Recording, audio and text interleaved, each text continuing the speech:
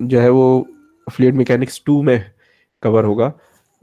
अभी हम लोगों को स्टार्ट करना है किनेमेटिक्स के साथ। तो let me, I hope I am audible. Yes, sir. All right, so we are going to start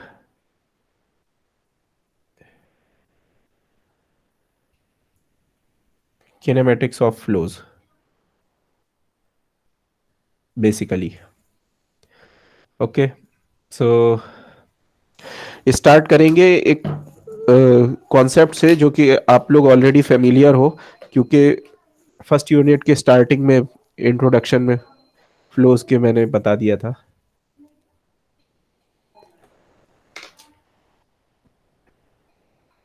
एक second.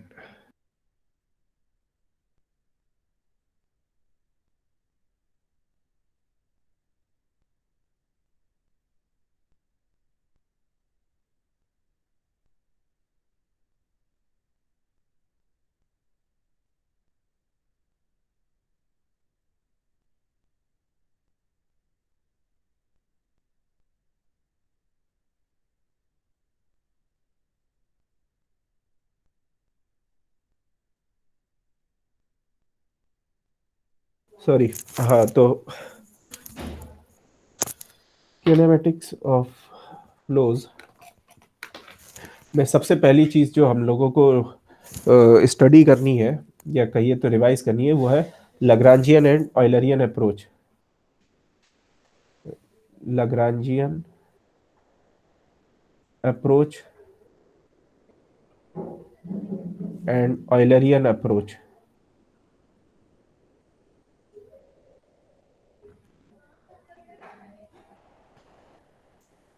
For studying fluid flows. तो लग्रांजियन अप्रोच में क्या होता है कि मैंने जो है वो एक एग्जाम्पल दिया था जब आपको पहले ये कॉन्सेप्ट बताया था कि फॉर एग्जाम्पल एक, आप लोग एक फुटबॉल का मैच अगर देख रहे हो, तो उसमें कुछ लोग ऐसे होते हैं कि जो एक प्लेयर पे फोकस करते हैं, और वो ये नोटिस करते हैं कि ये प्लेयर जो है वो अपने प्लेयर में ज़्यादा इंटरेस्टेड है, और वो ये नोटिस करते हैं कि वो किस जगह गया, उसने क्या किया, उसकी स्पीड क्या थी, उसने कौन सा शॉट मारा। तो ये बेसिकली अगर प्लेयर को पार्टिकल की तरह कंसीडर करें, तो ये पार्टिकल सेंट्रिक अप्रोच है।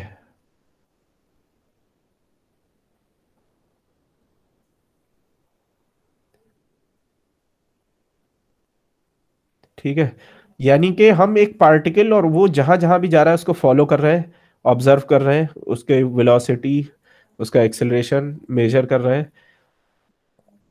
लेकिन इसके अपोजिट ऑयलरियन अप्रोच ऐसे है बिल्कुल, जैसे कि कोई अपनी अटेंशन एक लोकेशन पे फोकस कर दे। फॉर एग्जांपल, जो है वो जहाँ पे गोल होता है वहां पे कोई अपनी टीम के गोल उस पे जो है वो अटेंशन फोकस कर दे, और वो ये देखे कि यहाँ पे कौन कौन आ रहा है, यहाँ पे जो पार्टी प्लेयर आया उसकी क्या वेलोसिटी थी, यहाँ पे बॉल किस स्पीड से आई। तो वो एक लोकेशन पे अपनी अटेंशन फोकस कर दे। उसको इससे मतलब नहीं है कि कोई पर्टिकुलर प्लेयर से मतलब नहीं है, जो है वो किसी भी लोकेशन पे जो है वो वैल्यू जो है वो क्या है उससे मतलब है। तो ये बेसिकली स्पेस, लोकेशन की क्योंकि बात कर रहे हैं तो 3 डायमेंशन में स्पेस हो गया वो, तो वो स्पेस सेंट्रिक अप्रोच है।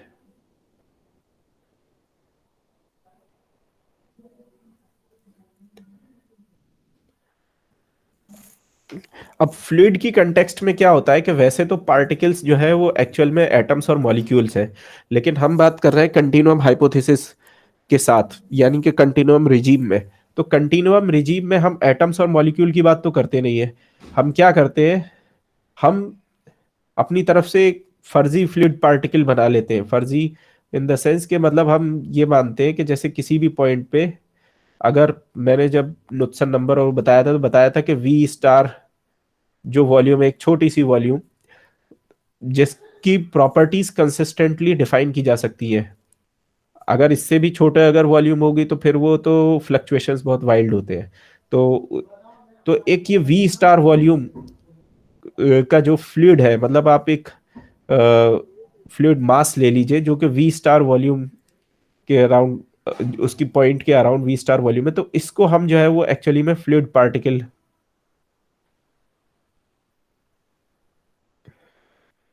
या फ्लूइड एलिमेंट बोलते हैं। इसमें भी लाखों करोड़ों एटम्स मॉलिक्यूल हो सकते हैं, लेकिन ये फिर भी हमारे normal human scale, engineering scale में जो है ये बहुत छोटा होता है। इसका आइडिया मैं इनिशियली दे चुका हूँ। तो बेसिकली, और ये जो है ये पार्टिकल की तरह बिहेव करता है। इसका कोई आपको शेप जो है वो फिक्स इमेजिन करने की जरूरत नहीं है, ये अपने आप में इतना छोटा है कि शेप एज सच जो है वो मैटर नहीं करता। मतलब आप कुछ भी शेप लेके जो है वो डिफाइन कर सकते हो इसे। लेकिन इसकी अपनी वॉल्यूम है, इसका अपना मास है, और इसकी अपनी वेलोसिटी है। तो जैसे मैकेनिक्स में, मैकेनिक्स ऑफ पार्टिकल्स पढ़ते थे मैकेनिक्स के सेकंड यूनिट में, और फिर उसके बाद में बहुत सारे पार्टिकल्स मिला के सिस्टम ऑफ पार्टिकल्स हो जाता था, और सिस्टम ऑफ पार्टिकल्स से ही फिर जो है वो आगे रिजिड बॉडीज पे आते थे। तो यहाँ पे भी जो है वो डिफरेंस सिर्फ इतना है कि यहाँ पे ये हमारा फ्लूइड पार्टिकल है, और फिर इस बहुत ऐसे ही सारे एरिया में सब जगह फ्लूइड पार्टिकल्स से भरा हुआ है ये। तो इन सबको मिला के ये सिस्टम ऑफ पार्टिकल्स है। और सिस्टम ऑफ पार्टिकल्स से जो है को मिला के अब हम जो बना रहे हैं वो डिफॉर्मेबल जो है वो मीडियम है, क्योंकि फ्लूइड जो है वो डिफॉर्म कर सकता है, रिजिड बॉडी नहीं है। मैकेनिक्स में उसको रिजिड रखते थे, तो वो रिजिड बॉडी वाली कंस्ट्रेंट हमने हटा दी है।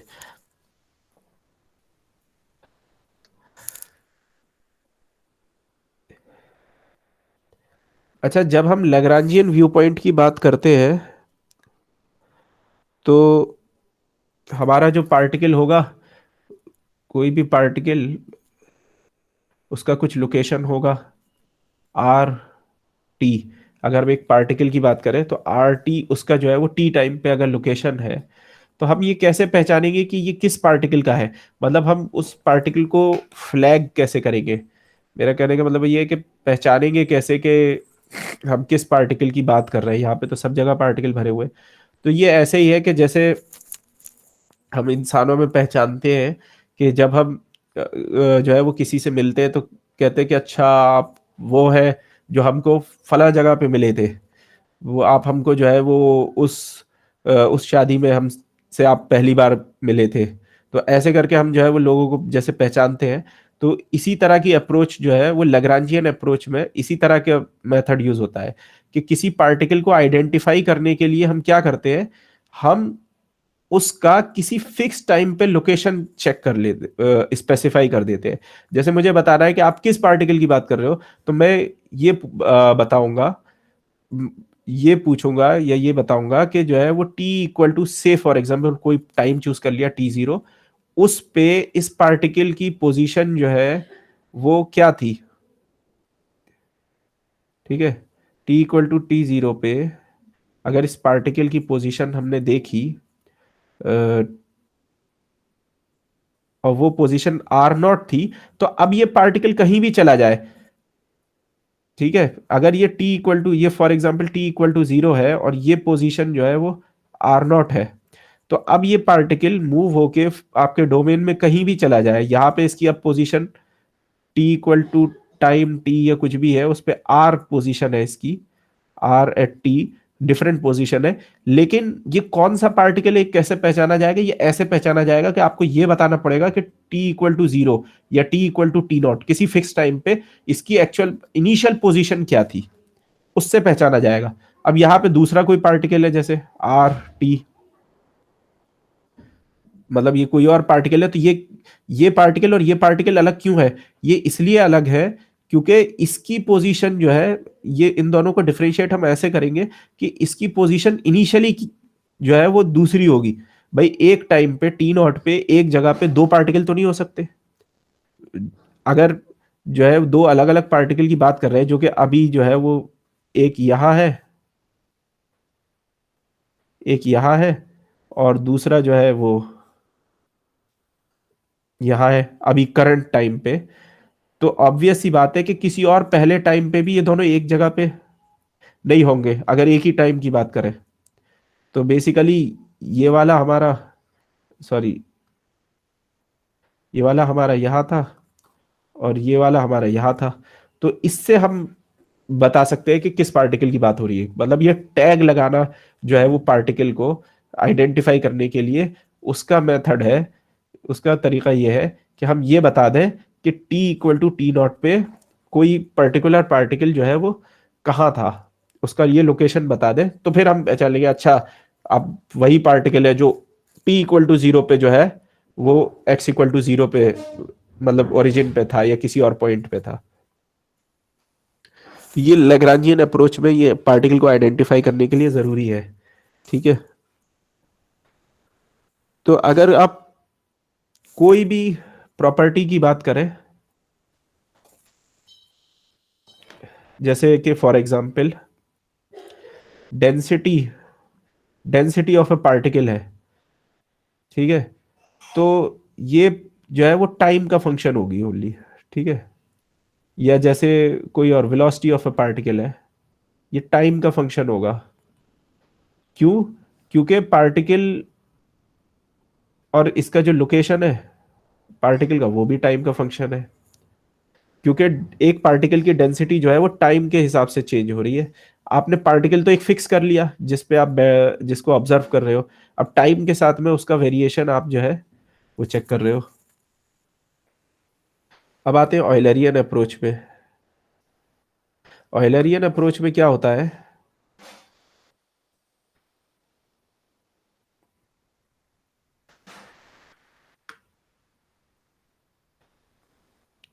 कि आपका आर जो है वो भी इंडिपेंडेंट वेरिएबल हो जाता है। यहां पे आर जो है वो डिपेंडेंट वेरिएबल है। जब आप किसी पार्टिकल के लोकेशन की बात करते हो आर की, तो वो टाइम का फंक्शन है और वो डिपेंडेंट वेरिएबल है। ये डिपेंडेंट वेरिएबल है।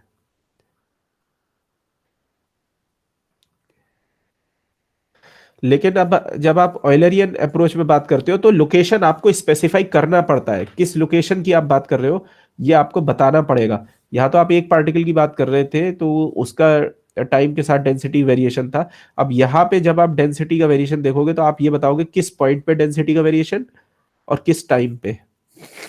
ऐसी कोई भी प्रॉपर्टी हो, वेलोसिटी है तो वेलोसिटी किस टाइम पे और किस किस लोकेशन पे। तो जैसे आपने लोकेशन स्पेसिफाई किया आर और टाइम स्पेसिफाई किया टी, तो उस पे जो है वो आपके पास में ये डेंसिटी और वेलोसिटी के फंक्शन होने चाहिए, जिसमें आप जो है वो लोकेशन रखो और टाइम रखो, तो आपको जो है वो वेलोसिटी डेंसिटी मिल जाए। इसी तरह से वेलोसिटी के लिए या प्रेशर के लिए किसी के भी लिए आपके पास में आप चाहते ये हो, मतलब ये हमको फाइंड करना है बेसिकली किसी भी फ्लो के लिए। अगर हमें डिस्क्राइब करना है किसी फ्लो को कंप्लीटली, तो ये कोई भी प्रॉपर्टी जो है जैसे डेंसिटी है, वेलोसिटी है, प्रेशर है, कुछ भी है, ऑयलरियन अप्रोच में वो जो है वो टाइम और लोकेशन दोनों का फंक्शन होगा। क्योंकि वहां पे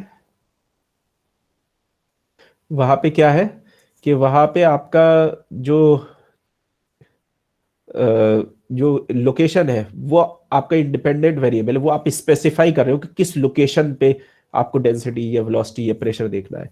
जबकि यहाँ पे लैग्रांजियन अप्रोच में लोकेशन आपके कंट्रोल से बाहर है। भाई कोई पार्टिकल किस लोकेशन पे जाएगा वो तो वो पार्टिकल बताएगा, आप अपनी मर्जी से नहीं चूज कर सकते हो कि लोकेशन कह दे कि इस लोकेशन पे। भाई वो तो उस पार्टिकल का जो लोकेशन है सो है, तो इसलिए वो डिपेंडेंट वेरिएबल है, इंडिपेंडेंट वेरिएबल नहीं है।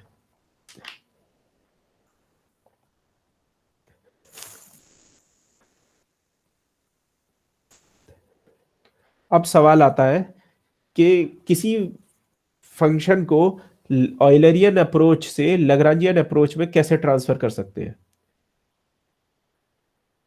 ट्रांसफर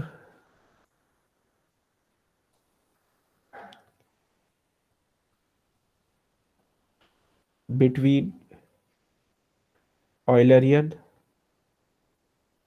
एंड लैग्रांजियन अप्रोच चीज।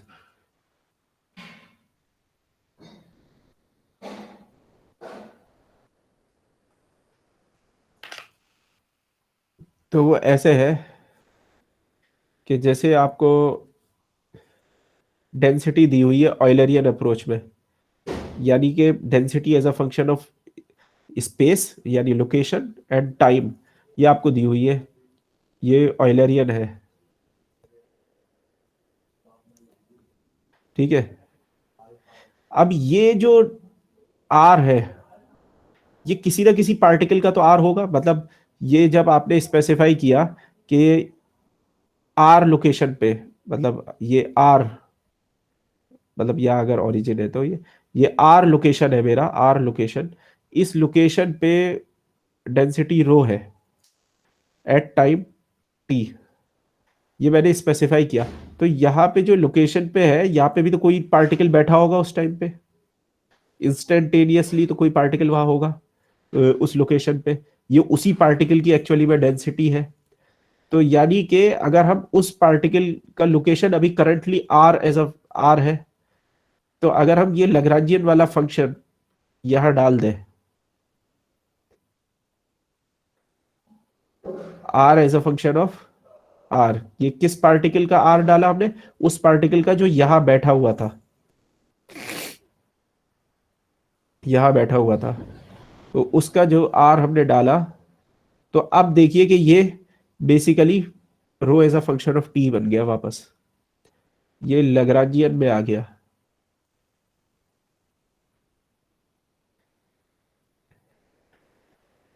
तो बेसिकली पोजीशन वेक्टर का इस्तेमाल करके हमने जो है वो ऑयलरियन को लैग्रांजियन में कन्वर्ट कर लिया।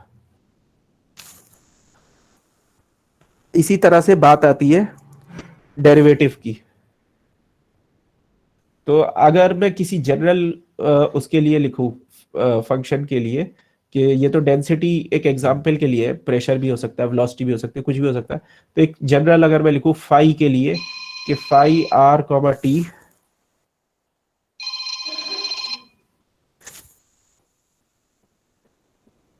Is equal to phi R as a function of T comma T करके लिखूं, तो ये एक जनरल जो है वो मेरे वेरिएबल एक प्रॉपर्टी फाई के लिए मैंने ये लिख दिया है रिलेशन ऑयलरियन और लैग्रांजियन अप्रोचेस में। अब मैं इंटरेस्टेड हूं डेरिवेटिव में, कि अब डेरिवेटिव, अब मेरा जो फाई है ऑयलरियन में, तो वो आर कॉमा, जब मैं लेफ्ट साइड में लैग्रांजियन लिख रहा हूँ तो वही बरकरार रखता हूँ कि phi as a function of T है लैग्रांजियन में, और phi as a function of R और टी है यहाँ लैग्रांजियन, और यहाँ ऑयलरियन है।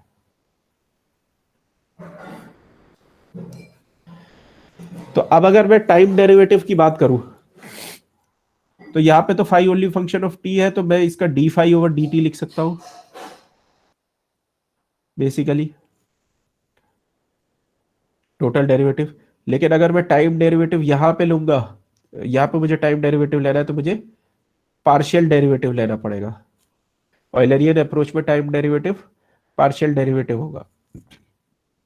सो बेसिकली अगर आप किसी लोकेशन को फिक्स कर दो और ये देखो कि वहां पे प्रॉपर्टी कैसे चेंज हो रही है सॉरी, बेसिकली ऑयलरियन अप्रोच में यही तो है कि कोई भी प्रॉपर्टी फाई, या फॉर एग्जांपल के डेंसिटी जैसे कोई भी प्रॉपर्टी किसी फिक्स लोकेशन पे टाइम के साथ, यानी कि अगर मैं यहाँ पे एक सेंसर लगा दूं, पीटो ट्यूब लगा दूं जैसे फॉर एग्जांपल, या कोई और सेंसर लगा दूं यहाँ पे कोई प्रॉपर्टी मेजर करने के लिए, और मैं उसका लोकेशन फिक्स रखूं, और फिर उसको मैं टाइम के साथ में उसको प्लॉट करूं, तो इसका जो ये डेरिवेटिव आएगा, ये del phi over del T होगा अगर ये फिक्स्ड लोकेशन था।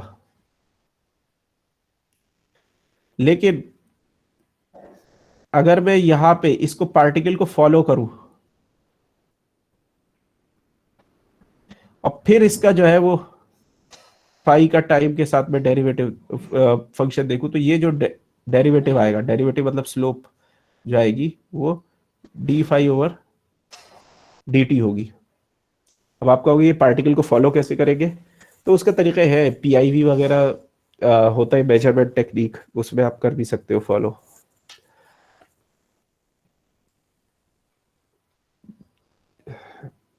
आप एक्सपेरिमेंट में शायद देखो भी पीआईवी तो उस, और ये तो आसान है ही कि आप इसको फिक्स लोकेशन पे प्रोब लगा दो, एक सेंसर लगा दो और मेजर कर लो। एनीवे तो अभी हमने देखा था इनके, अच्छा लैग्रांजियन डेरिवेटिव जो है वो है तो basically total derivative D phi over D T, लेकिन फ्लूइड मैकेनिक्स में जनरली इसको कैपिटल डी से डिनोट करते हैं, D phi over D T, और इसको स्पेशल नाम दिया हुआ है सब्सटेंशियल या मटेरियल डेरिवेटिव।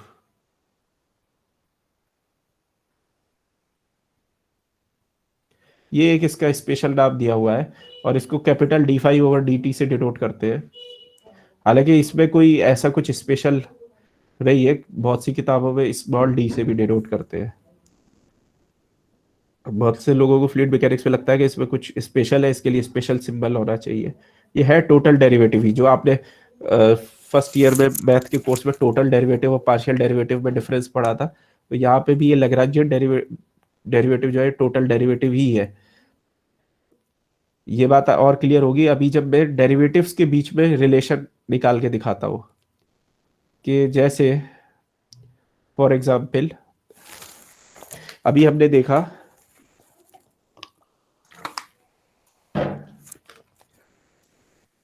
कि फाई आर सॉरी कि फाई जो है वो टी लैग्रांजियन में बेसिकली था phi R T comma T is equal to phi R T. यही ऑयलरियन और लैग्रांजियन डेरिवेटिव में रिलेशन था। तो अगर मैं इसका डेरिवेटिव लूं इस इक्वेशन का तो क्या होगा, डेरिवेटिव हो जाएगा डी फाई, अगर मैं फ्लूइड मैकेनिक्स वाला ये कैपिटल डी का नोटेशन यूज करूं तो D phi over D T is equal to, ये है, ये इसका derivative D phi over D T, और इसका डेरिवेटिव अब मैं लिख रहा हूं। तो इसका डेरिवेटिव कैसे लेंगे, चेन रूल से।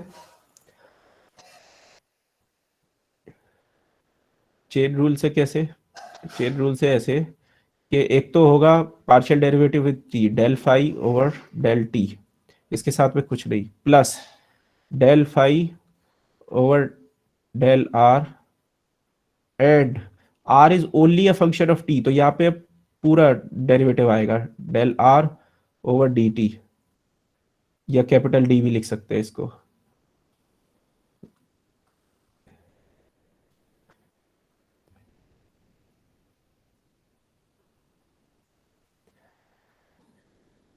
तो इसका क्या मतलब है del phi over del R, ये बेसिकली हमने फर्स्ट यूनिट में जब मैं वेक्टर कैलकुलस पढ़ा रहा था कि किसी स्केलर का किसी वेक्टर के रेस्पेक्ट में डेरिवेटिव लेते हैं तो वो उसका तरीका है ग्रेडियंट। ये बेसिकली ग्रेडियंट ऑफ फाई आएगा। इसको और क्लियर करने के लिए, मतलब ये इस तरह से नहीं लिखते हैं, मैं शॉर्ट में लिख दिया हूँ, इसको और क्लियर करने के लिए इसको एक्स वाई फॉर्म में लिख लेते हैं कि phi as a function of T is equal to phi R function of T comma T is equal to, अब ये आर जो है इसको एक्स वाई और जेड की फॉर्म में भी लिख सकते हैं। अगर something is a function of R that means that it is a function of X, it is a function of y, and it is a function of z, and since r itself is a function of t, तो x y और z ये भी t का function होंगे। तो basically expand करके ऐसे लिख सकते हैं। अब इसका डेरिवेटिव लेके देखिए तो ये हो जाएगा del phi over del t on the left side, और इसका डेरिवेटिव हो जाएगा डेल सॉरी ये डेल फाई नहीं, d phi over D t है, d phi over D t on the left, and this will be del phi over del t plus del phi over del x add D x over D T plus del phi over del Y D Y over D T plus del phi over del Z D Z over D T. अच्छा, ये D R over D T क्या है? ये Lagrangian derivative है are का। So basically ये तो particle की वेलोसिटी है, वेलोसिटी वी, ये तो वेलोसिटी है।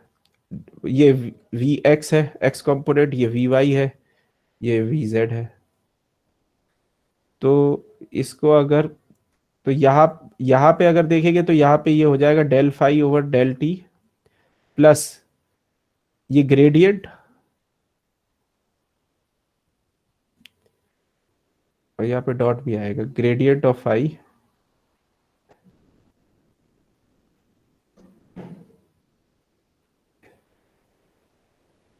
Dot velocity. ये चीज यहाँ से नीचे से ज्यादा क्लियर होगी, वहां पे तो वो कोऑर्डिनेट फ्री फॉर्म है, यहाँ पे ज्यादा क्लियर होगी कि del phi over del T plus, इसको वी एक्स को पहले लिख लें और del phi over del x को बाद में लिख लें, plus we Y del phi over del Y plus V Z del phi over del z. इसको मैं ऐसे भी लिख सकता हूं कि we x I plus we Y J plus V Z के dot del phi over del x आई plus del phi. ये जो टर्म है ये डॉट प्रोडक्ट जैसा लग रहा है, वी वी का और del phi over del x आई plus del phi y over del phi over del y जे plus del phi over del z k. ये इन दोनों का, ये जो है इन दोनों का डॉट प्रोडक्ट लग रहा है, तो इसलिए हमने डॉट प्रोडक्ट की तरह लिख लिया इसको। तो ये बेसिकली हो गया del phi over del T plus, ये तो इसको वी लिख देते हैं डॉट, और ये क्या है? ये है gradient of phi, V dot gradient of phi. So basically Lagrangian derivative of a function is equal to Eulerian derivative of that function plus velocity dot gradient of phi of that variable. So this is called Lagrangian derivative.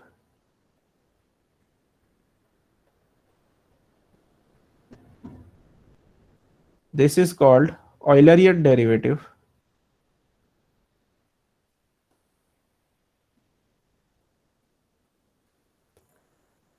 And this is called convective derivative. This is also called local derivative.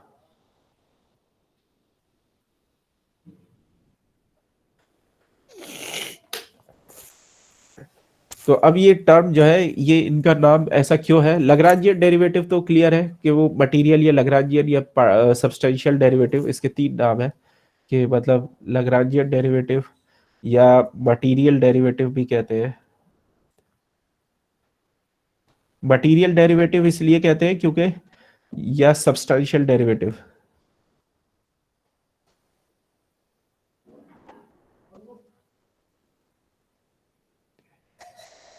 Material या substantial इसलिए कहते हैं क्योंकि जो है ये material के को फॉलो कर रहा है, पार्टिकल को फॉलो कर रहा है, सब्सटेंस को फॉलो कर रहा है, इसलिए इसको लग्रांजियन या मटेरियल या सब्सटेंशियल डेरिवेटिव कहते हैं।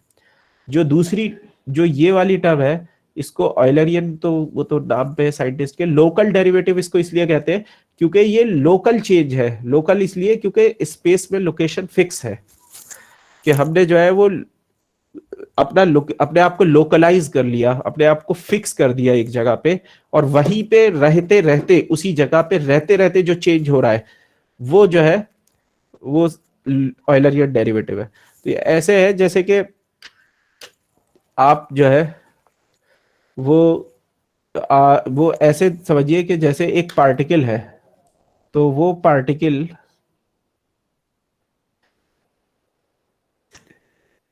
एक पार्टिकल है, वो यहां से यहां आ गया, ठीक है। तो इसमें जो टोटल चेंज हुआ, टोटल चेंज, इसको टोटल डेरिवेटिव भी कहते हैं, टोटल डेरिवेटिव। तो इसमें टोटल चेंज जो हुआ, ये वाली जो टर्म है, ये बता रही है कि यहाँ 1 और 2 में टोटल चेंज कितना हुआ किसी भी प्रॉपर्टी में। जैसे फॉर एग्जांपल जो है वो यहाँ पे डेंसिटी रो 1 थी, यहाँ पे डेंसिटी रो 2 थी, तो ये rho 1 minus rho 2 same particle, तो ये rho 2 minus rho 1 over delta T, limit delta T tending to 0, यही आपका D rho over D T होगा। तो ये बेसिकली बता रहा है टोटल चेंज कितना हुआ। लेकिन ये जो टोटल चेंज है, इसको हम दो हिस्सों में डिवाइड कर सकते हैं। एक होगा लोकल चेंज। लोकल चेंज का क्या मतलब है कि अगर ये पार्टिकल कहीं नहीं जाता, अपनी जगह पे रहता, तब इसमें क्या चेंज हो रहा था, कि मतलब आप चल फिर नहीं रहे हो, अगर बैठे बैठे खा रहे हो तो वजन कितना बढ़ रहा है, वो हो गया आपका लोकल चेंज। ठीक है, कि किसी जगह पे, या जैसे फॉर एग्जांपल टेम्परेचर है, कि आपका टेम्परेचर जो है, आप घर में बैठे हुए हो, और घर में आपका एक तो टेम्परेचर ये होता है कि रात दिन के साथ में टेम्परेचर चेंज होता है। तो अगर आप अपने घर में बैठे हो, कहीं नहीं गए, लेकिन जो है वो दिन निकलेगा तो टेम्परेचर कुछ ना कुछ कम होगा, रात आएगी मतलब बढ़ेगा टेम्परेचर, रात आएगी तो टेम्परेचर कुछ ना कुछ कम हो जाएगा। तो वो जो आपका टेम्परेचर है, वो दिन और रात के हिसाब से चेंज हो रहा है टाइम के साथ, जबकि आप कहीं गए भी नहीं हो। लेकिन उसी के साथ ही मान लीजिए कि बाहर ठंड ज्यादा है, अंदर ठंड कम है, आप जो है वो निकल के बाहर गए, ठीक है। अब वो जब आप बाहर जाओगे, तो आपका चेंज जो है वो सिर्फ इसलिए नहीं होगा कि कोई टाइम के साथ टेम्परेचर चेंज हो रहा है। टाइम के साथ जो चेंज हो रहा है वो तो ऑयलरियन डेरिवेटिव है, लेकिन इसलिए भी चेंज होगा कि आप निकल के ऐसी जगह में गए जहां पे टेम्परेचर कुछ और था। तो बेसिकली ये जब पार्टिकल जो है ये 1 से 2 पे आया, ये यहां से जब ये यहां पे आया, तो 1 यहां पे टेम्परेचर या डेंसिटी ये कुछ और था, यहां पे कुछ और था, तो इसलिए भी इसमें चेंज आया। तो वो जो चेंज है वो कन्वेक्टिव चेंज है। और जो चेंज इसके यहाँ पे रहते रहते भी पॉसिबल था, वो लोकल या ऑयलरियन है। तो ये जुल्फिके अनवर साहब जी, फरमाइए। ये सर इलेरियन और लैग्रेंजियन में वो रिलेशन है, वो चीज समझा दो, रिलेशन समझ में नहीं आया। कौन सा रिलेशन, इलेरियन डेरिवेटिव और का? लैग्रेंजियन, हाँ ऊपर में नहीं, बताया था ना ऑयलरियन और इलेरियन लैग्रेंजियन में है। चल रहा है, उसमें डेरिवेटिव का रिलेशन, या जो है वो जो इससे पहले था। इससे पहले था सर। एक सेकेंड, आप स्क्रीन पे देखते रहिएगा, आप किस रिलेशन की बात कर यस रहे सर, हैं? यहीं पे। आप आप इसकी बात कर रहे हैं? यस सर, वो transfer between the Eulerian and Lagrangian approach है ना, वो ट्रांसफर किस तरह कर रहे हैं इलेरियन लैग्रेंजियन में। हाँ, तो मैं ये कह रहा था कि ऑयलरियन से लैग्रांजियन में ट्रांसफर करने का तरीका ये है कि ऑयलरियन में आपको लोकेशन बताना पड़ेगा और टाइम बताना पड़ेगा, ठीक है। Yes sir. कि आप जो है वो ऑयलरियन में एक किसी लोकेशन के ऊपर फोकस करते हो, तो वो लोकेशन क्या लोकेशन है वो बताओगे, और किस टाइम पे वैल्यू चाहिए वो बताओगे। तो ये तो हो गया ऑयलरियन। अब ऑयलरियन से लैग्रांजियन में जाने का तरीका ये है कि आपका जो ये लोकेशन है जिस पे आप अभी फोकस कर रहे हो, वो लोकेशन, भले ही आपने लोकेशन फिक्स किया हुआ है, लेकिन वहां पे कोई ना कोई पार्टिकल तो उस टाइम पे वहां से गुजर रहा है, ठीक है। तो उस पार्टिकल, जो पार्टिकल वहां से गुजर रहा है उस इंस्टेंट पे, उसका अगर आप ये लोकेशन डाल दो, भाई लोकेशन तो उस पार्टिकल का वही है ना जो आप फोकस कर रहे हो, उस पार्टिकल का जो कि अभी वहां से गुजर रहा है, उसका आप आरटी यूज कर सकते हो। आरटी क्या है? बेसिकली लोकेशन का, टाइम के साथ लोकेशन का फंक्शन। तो उसका जो आरटी है, अगर आप वो उस इंस्टेंट के लिए, ये इस इंस्टेंट की बात हो रही है, इस इंस्टेंट के लिए आप ये वाला फंक्शन आपका वैलिड है, तो ये फंक्शन आप यहाँ डाल सकते हो, क्योंकि लोकेशन तो सेम है ना, वो पार्टिकल का, उसी पार्टिकल की बात कर रहे हैं जो इस लोकेशन पे है। तो ये आरटी अगर आपने यहाँ पे डाल दिया, तो अब ये पूरा टाइम का फंक्शन हो गया, तो अब ये लग्रांजियन वेरिएबल बन गया। तो ये इसलिए करना है क्योंकि हमको ऑयलरियन और लग्रांजियन के बीच में डेरिवेटिव चाहिए था, डेरिवेटिव में असल रिलेशन चाहिए था, ये इससे ज्यादा इंपॉर्टेंट ये था डेरिवेटिव। तो ये जो डेरिवेटिव था वो यहां था, कि बेसिकली लग्रांजियन में तो टाइम का फंक्शन है, लेकिन ऑयलरियन में ये स्पेस और टाइम दोनों का फंक्शन है। अब वो स्पेस में आपने जो है वो स्पेस को टाइम के फंक्शन की तरह डाल दिया, और अब इसका डेरिवेटिव ले लिया। तो अब जब आप इसका डेरिवेटिव लोगे, तो इसमें आप चेन रूल यूज करोगे, एक्स वाई और एक्स वाई जेड और टी। तो टी तो अपने आपने अकेला फंक्शन है, एक्स वाई और जेड जो है ये टाइम का फंक्शन है। तो आप चेन रूल आपने ये फर्स्ट ईयर में पढ़ा है कि इस केस में कैसे चेन रूल लिखा जाता है। तो जब आप इसका डेरिवेटिव लोगे, तो यहाँ पे तो del phi over del T ये कैपिटल हो जाएगा, या आप ऐसे भी लिख सकते थे, अगर पुराना अपना नोटेशन यूज करो मैथमेटिक्स का, तो ऐसे भी लिख सकते थे इसे। और यहाँ पे क्योंकि ये वाली टर्म आ रही है, तो इसलिए ये del phi over del T लिखना पड़ेगा, पार्शियल डेरिवेटिव। अब फिर उसके बाद में क्योंकि एक्स आ रहा है, तो del phi over del X लिखना पड़ेगा, लेकिन क्योंकि एक्स टी का फंक्शन है, तो इसको D x over D T भी लिखना पड़ेगा साथ में, यहाँ पे मल्टीप्लाई करना पड़ेगा। इसी तरह से वाई और जेड में करेंगे।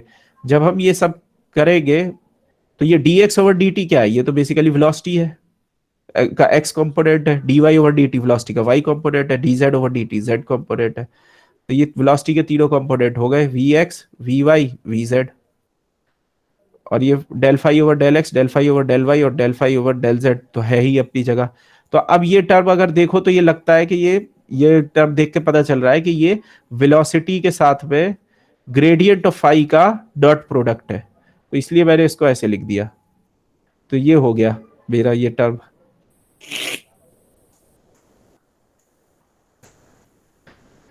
कि ये लग्रांजियन। तो ये जो रिलेशन है, ये बहुत इंपॉर्टेंट रिलेशन है।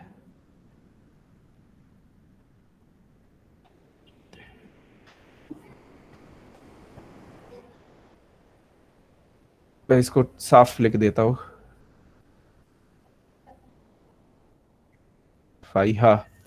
तो ये रिलेशन बहुत इंपॉर्टेंट है, इसमें ये लेफ्ट साइड पे तो लग्रांजियन डेरिवेटिव है किसी भी प्रॉपर्टी का, और लग्रांजियन डेरिवेटिव ही टोटल डेरिवेटिव है, यानी कि किसी पार्टिकल के प्रॉपर्टी में टोटल चेंज।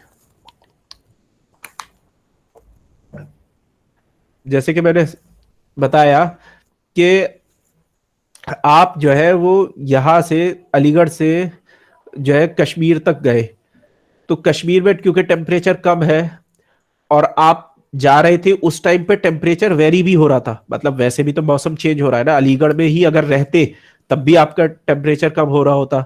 लेकिन क्योंकि आप अलीगढ़ में, मतलब आप ठंड तो आ ही रही थी, साथ में कश्मीर और चले गए, तो दो वजह से चेंज हो गया। तो एक तो हो गया लोकल चेंज, कि जो कि टाइम के साथ साथ चेंज हो ही रहा था, क्योंकि मौसम चेंज हो रहा था। तो वो तो हो गया ऑयलरियन या लोकल डेरिवेटिव। और दूसरा है कन्वेक्टिव डेरिवेटिव, जिसमें स्पेस का रोल है, कि आप जो है वो साथ में कहां पहुंचे। भाई कन्वेक्शन का भी तो यही मतलब होता है ना, कि आप चल के मतलब कोई भी जैसे कहते हैं कि भाई एयर कन्वेक्ट हो रही है, यानी कि एयर एक जगह से दूसरी जगह जा रही है। तो कन्वेक्टिव डेरिवेटिव का मतलब है कि ये लोकेशन चेंज करने की वजह से जो चेंज आया, और ये जो है ये तो टोटल चेंज है, तो ये दोनों को मिला के है। इसी को देखने का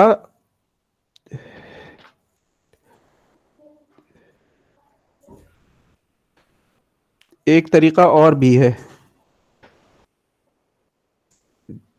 कि जैसे मैंने बताया कि एक पार्टिकल आपने ले लिया, वो पहले पी लोकेशन पे था, अब पी प्राइम पे पहुंच गया, ठीक है। अब इसकी प्रॉपर्टी जो है वो यहाँ पे इसकी किसी भी प्रॉपर्टी की, जैसे हम डेरिवेटिव की बात करें, टोटल चेंज की D phi over D T, तो ये टोटल चेंज हम डिफाइन करेंगे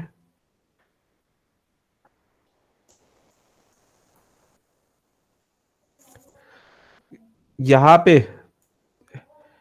अगर इसका लोकेशन आर था और यहां पे इसका लोकेशन आर प्राइम हो गया, ठीक है। अभी जो है वो टाइम टी था यहां, और जब ये यहां पहुंचा तो टाइम टी प्राइम हो गया। तो इसकी प्रॉपर्टी यहां जो थी वो आर कॉमा टी थी, और यहां पे प्रॉपर्टी जो है वो R prime comma T prime हो गई, ठीक है। अगर आपको ऑयलरियन फॉर्म में जो है वो फाई दिया हुआ है, तो यहां पे आप लोकेशन भी पार्टिकल का यूज करोगे, वो है आर, और यहां पे लोकेशन यूज करोगे जो कि उसका नया लोकेशन है आर प्राइम, ठीक है। और टाइम जो है वो यहां पे टी है और यहां पे टी प्राइम है। तो अब जो टोटल चेंज आएगा वो इस पी और पी प्राइम पे जो फाई है उसका चेंज होगा। सो बेसिकली वो होगा phi R prime comma T prime minus phi R comma T over T prime minus T, ठीक है। ये तो डेरिवेटिव की डेफिनेशन है, और ये टोटल चेंज हमने लिया है यहाँ पे, टोटल चेंज, क्योंकि हम टोटल डेरिवेटिव की बात कर को कैलकुलेट कर रहे हैं।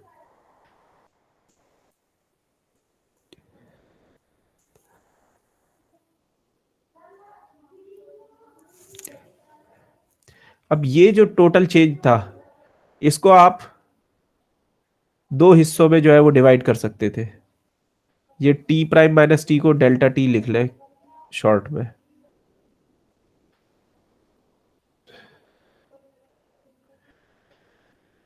तो delta T is T prime minus T.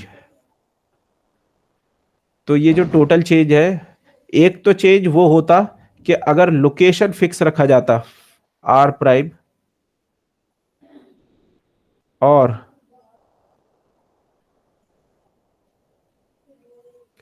इसमें से अगर मैं आर प्राइम ये माइनस टी सब्ट्रैक्ट और ऐड कर दूं, ये वाली टर्म अगर मैं ऐड और सब्ट्रैक्ट कर दूं न्यूमरेटर में, तो कोई फर्क तो नहीं पड़ेगा। तो ये हो जाएगा R prime comma T minus phi are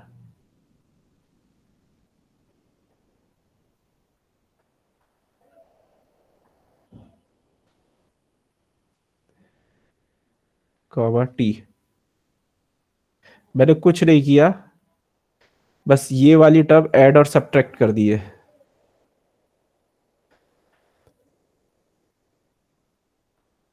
क्यों करिए ये अभी समझ में आ जाएगा। अब पहली दो टर्म को एक तरफ ले ले और दूसरी दो टर्म को एक तरफ ले ले।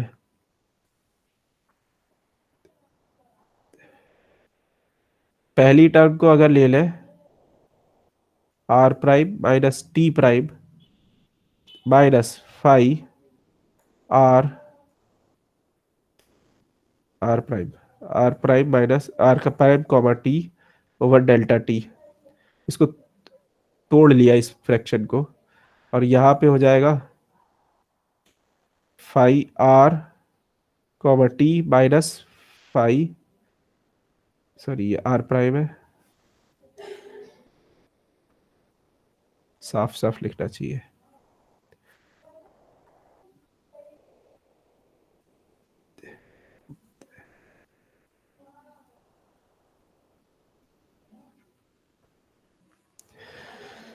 अब आप पहली वाली टर्म को देखो, उसमें जो है आर प्राइम सेम है लेकिन टी चेंज हो रहा है। तो इसका मतलब है ये पार्शियल डेरिवेटिव है टी का, यही लोकल चेंज है। क्यों? क्योंकि यहाँ पे आर प्राइम तो कांस्टेंट है, लेकिन जो है वो लोकेशन तो सेम है, लेकिन टाइम के साथ चेंज हो रहा है। तो क्योंकि एक वेरिएबल कांस्टेंट है और दूसरा चेंज हो रहा है, तो ये बाय डेफिनेशन ये हो गया del phi over del T, plus ये जो दूसरी वाली टर्म है,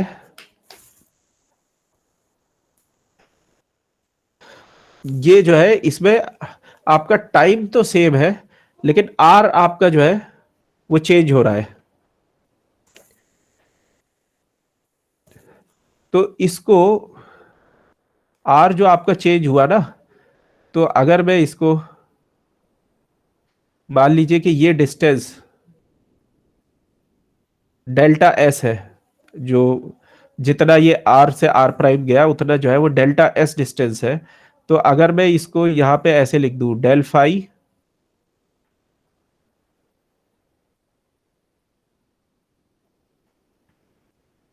are prime comma T minus phi R comma T over delta S into delta S over T. और लिमिट, यहाँ पे तो लिमिट हमने लगा दी डेरिवेटिव में, यहाँ पे लिमिट अभी लगाना बाकी है। तो अब जब ये लिमिट लगाएगी तो ये क्या हो जाएगा, ये तो हो जाएगा वेलोसिटी का magnitude, del S over del T, particle की वेलोसिटी का मैग्नीट्यूड। और ये वाली टर्म क्या हो जाएगी, ये वाली टर्म हो जाएगी आपका डायरेक्शनल डेरिवेटिव।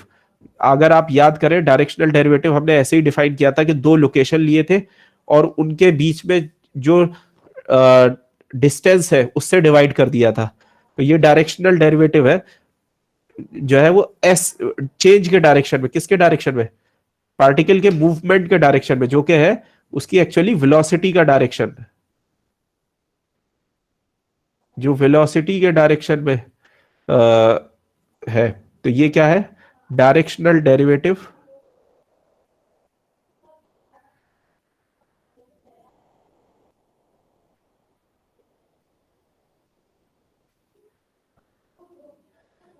इन द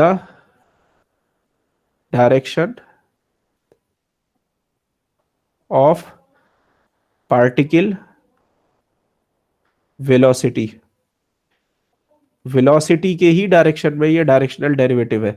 और डायरेक्शनल डेरिवेटिव कैसे कैलकुलेट करते थे, बेसिकली ग्रेडियंट लेते थे और डॉट प्रोडक्ट लेते थे उस डायरेक्शन का। वेलोसिटी के डायरेक्शन को अगर ई से डिनोट करें तो ये जो है वो वेलोसिटी के डायरेक्शन के साथ में यूनिट वेक्टर के डेरिवेटिव ले लेंगे। यही डायरेक्शनल डेरिवेटिव है। आपने अगर वेक्टर कैलकुलस अब तक पढ़ लिया हो तो आपको और भी रिवाइज हो गया होगा। वैसे मैंने शुरू में बताया भी था कि कि डायरेक्शनल डेरिवेटिव निकालने के लिए ग्रेडियंट लेते हैं और यूनिट वेक्टर से डॉट प्रोडक्ट ले लेते हैं। तो यहाँ पे जिस डायरेक्शन में आपको निकालना है वो डेरिवेटिव, तो ये डेरिवेटिव आपको अगर वेलोसिटी के डायरेक्शन में निकालना है तो ये डेल फाई डॉट ई हमको करना पड़ेगा। तो ये हमारा जो पूरा निकल के आएगा, मैं यहाँ लिख देता हूँ क्योंकि नेक्स्ट पेज पे फिर से लिख दूंगा, लेकिन यहाँ पे क्लियर करने के लिए कि ये D phi over D T is equal to del phi over del T plus gradient of phi dot E into velocity का मैग्नीट्यूड। अब ये मैग्नीट्यूड और ये इस मैग्नीट्यूड और उसका डायरेक्शन दोनों मिल जाएंगे तो ये वेलोसिटी वेक्टर बन जाएगा। भाई यही तो होता है वेलोसिटी वेक्टर, कि भाई वेलोसिटी का मैग्नीट्यूड इनटू डायरेक्शन उसका यूनिट वेक्टर। तो इन दोनों को मिला के हम v लिख सकते हैं। तो अगेन हमारा वही रिलेशन जो है वो आ जाएगा कि D phi over D T is equal to del phi over del T plus gradient of phi dot with velocity. या इसको जनरली जो लिखा जाता है वो ऐसे लिखते हैं कि v को पहले लिख देते हैं, क्योंकि डॉट प्रोडक्ट है तो मतलब यहाँ पे तो फर्क नहीं पड़ता, v dot gradient of phi.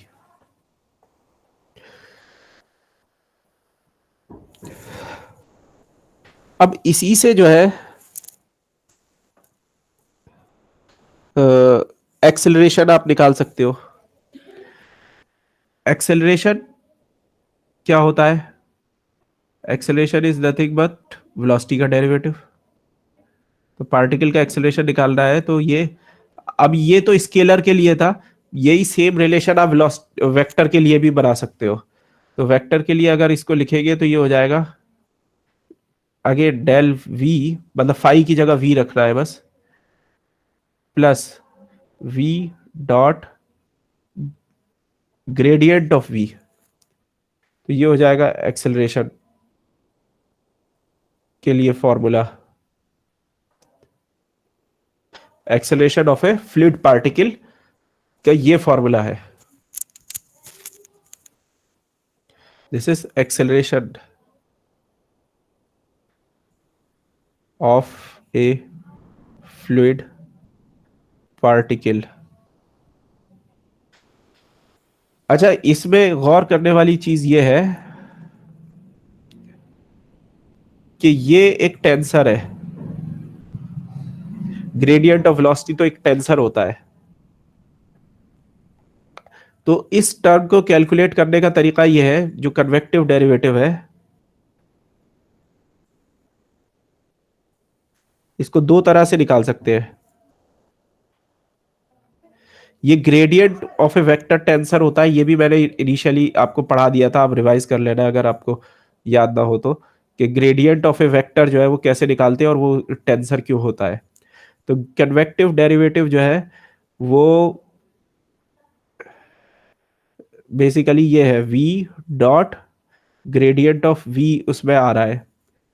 तो वो v dot gradient of v जो है, इसको या तो आप ऐसे फाइंड करोगे कि ये एक वेक्टर है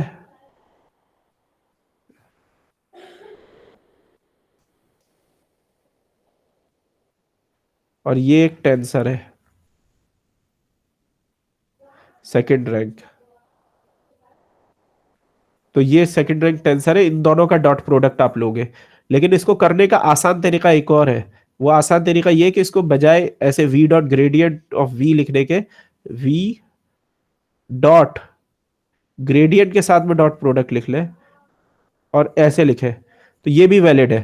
तो अब ये जो है, ये क्या हुआ भाई, ग्रेडियंट, ये नैबला जो ऑपरेटर है, ये भी तो वेक्टर की तरह बिहेव करता है, तो ये दोनों का डॉट प्रोडक्ट ले लोगे तो ये एक स्केलर ऑपरेटर हो जाएगा।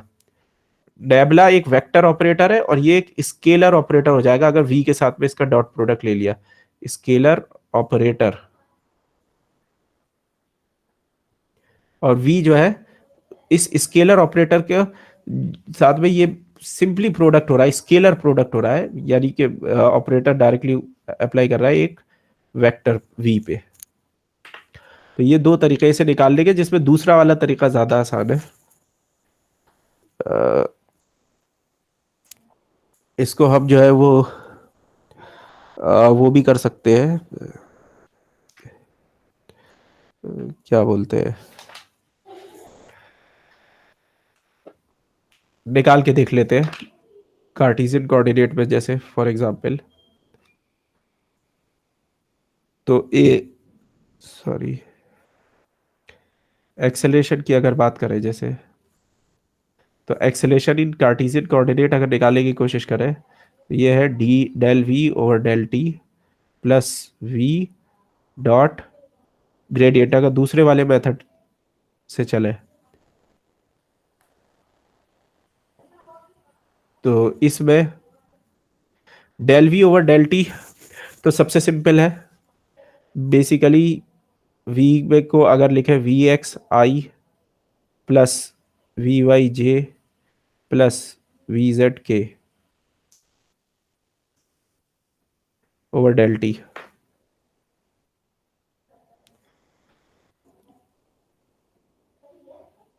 प्लस अब लिखेंगे V x I plus we Y J plus V Z के डॉट प्रोडक्ट। डॉट प्रोडक्ट किसके साथ में, मैं इसको पूरे को नीचे ले आता हूं ताकि ये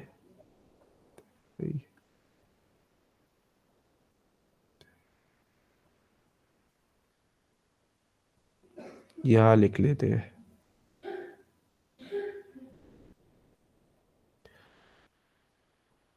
इसे भी ले आते हैं प्लस को, डॉट डॉट विद नेबला या ग्रेडियंट। तो ये हो जाएगा ग्रेडियंट,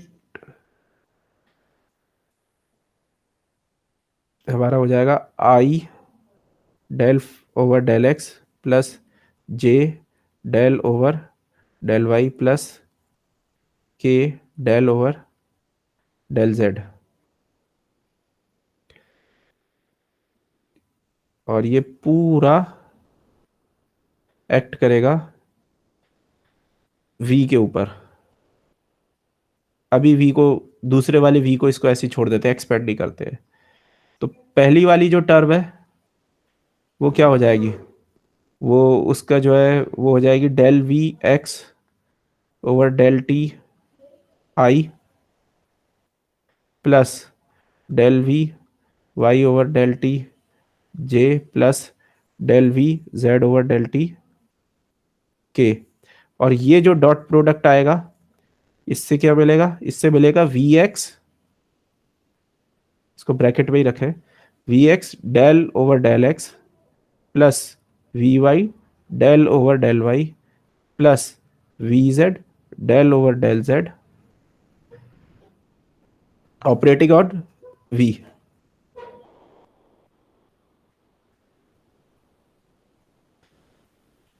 अब अगर आप ये v को एक्सपेंड करोगे तो अगेन जो है वो एक बार यहाँ पे, अब अगर आप इसको एक्सपेंड करो तो यहाँ पे क्या आएगा, पहली टर्म आए एक, एक बार जो है वो वी एक्स आई होगा सारे में, कि we x over del we X plus we Y, यहाँ भी V x V Z del we x over del Z, ये पूरा का पूरा आई के साथ में रहेगा, क्योंकि यहाँ पे एक वी एक्स है, यहाँ पे एक वी एक्स है, इसी तरह से एक वी वाई है। तो वी वाई वाली जो टर्म आएगी, तो ये तो पूरी टर्म ऐसे ही आ जाएगी और ये साथ में ये एक्सपेंड करने पे आएगी। तो वी वाई वाली टर्म आएगी del V, sorry, del we x del we Y over del x plus we Y del we Y over del Y plus V Z del we Y over del Z, और ये जे के साथ में plus इसी तरह से z के साथ में, k के साथ में आएगा। तो अगर आप इसको अलग अलग करके लिख लो i j और k की टर्म्स को, तो आपको मिल जाएगा कि a x is equal to del we x over del T plus we x del we x over del x plus we Y del we x over del Y plus V Z del we x over del Z. ये acceleration का x component हो गया। इसी तरह से y component del we Y over del T plus we x del we Y over del T plus we Y del we Y over del T plus V Z del V Z over, sorry, V Y over del Z. इसी तरह से आप ए Z component भी लिख सकते हो। ये तो हो गई बात कार्टेशियन कोऑर्डिनेट्स में। इसी तरह से आपको ग्रेडियंट की डेफिनेशन पोलर सिलिंड्रिकल कोऑर्डिनेट्स में भी पता है। ठीक है भाई, तो सिलिंड्रिकल कोऑर्डिनेट्स में आप अगर करोगे, मैं जब तक अटेंडेंस खोल देता हूं 1 मिनट में।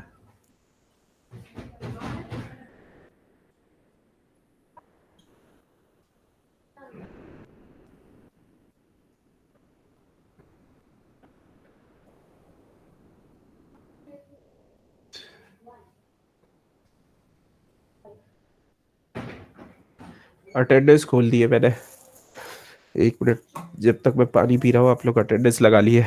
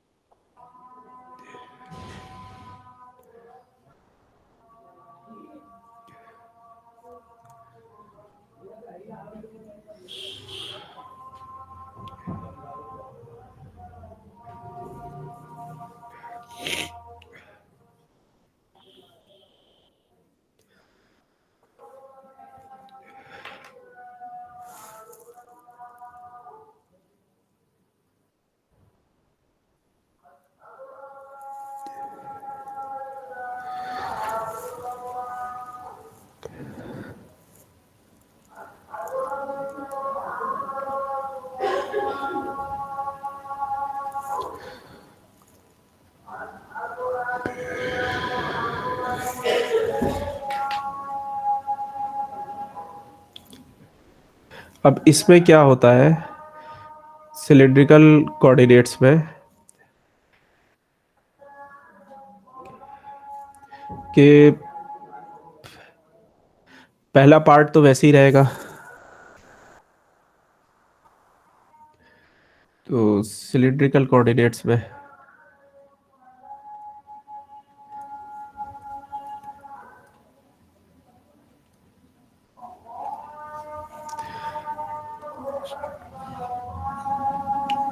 एक्सेलरेशन अगर फाइंड करना है तो वो है dv/dt is equal to del v over del T plus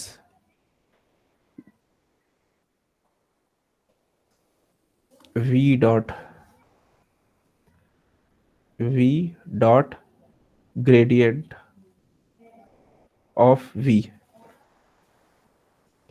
तो ये वाली टर्म तो जैसे कार्टेशियन में थी वैसे ही निकल आएगी, यानी कि v को सिलिंड्रिकल कोऑर्डिनेट में लिखते हैं vr er plus v theta E theta plus we Z E Z. एक तो ये जो है वो सीधे सीधे इसका टाइम डेरिवेटिव ले लेंगे,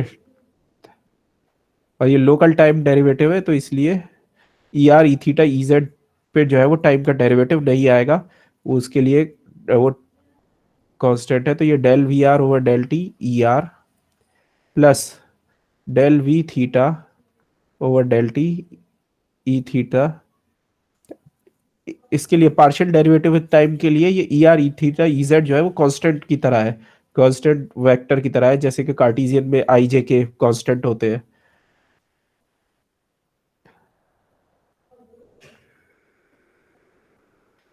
लेकिन स्पेस में जब कन्वेक्टिव डेरिवेटिव होता है तो उसमें ये ई आर ई थीटा जो है वो कांस्टेंट नहीं होते, वो चेंज होते हैं, वो उनका डेरिवेटिव होता है। आर और थीटा के साथ में ई आर और ई थीटा का डेरिवेटिव होता है। यानी कि अब जब हम ये वाली टर्म निकालेंगे तो हमको ये ध्यान रखना है कि ई आर और ई थीटा जो है इनका डायरेक्शन हमेशा सेम नहीं रहता है, थीटा के साथ चेंज होता है। यानी कि E R del E R over del theta जो है ये ये जीरो नहीं है, इसकी वैल्यू है ई थीटा। इसी तरह से डेल ई थीटा, बल्कि ये डेल क्या है, इसको तो आपको टोटल डेरिवेटिव ही लिखना चाहिए, क्योंकि डेल उस पे सिर्फ थीटा पे ही डिपेंड करता है। तो ये डी ई आर और D theta is E theta. ये मैंने सिलिंड्रिकल कोऑर्डिनेट में स्टार्टिंग में भी बताया था, जब इंट्रोडक्शन में जब मैं मैथमेटिक्स रिवाइज करा रहा था। तो और ये होता है del E theta over del theta जो है इसकी वैल्यू ई आर होती है माइनस ई आर। तो अब जब ये वाली टर्म हम निकालेंगे तो हमको इस बात का ध्यान रखना होगा। तो इस टर्म में लेकिन पहली जो चीज है वो है del V dot del over V. ठीक है, तो अब ये वी डॉट डेल अगर की बात करें तो वी तो हमारा है simply V R E are plus we theta E theta plus we Z E Z, और डॉट प्रोडक्ट लेंगे सिलिंड्रिकल पोलर में जो नेबला की डेफिनेशन है ग्रेडियंट की। तो ग्रेडियंट की डेफिनेशन जो है वो सिलेंड्रिकल पोलर में क्या होती है, ई थीटा डेल, सॉरी,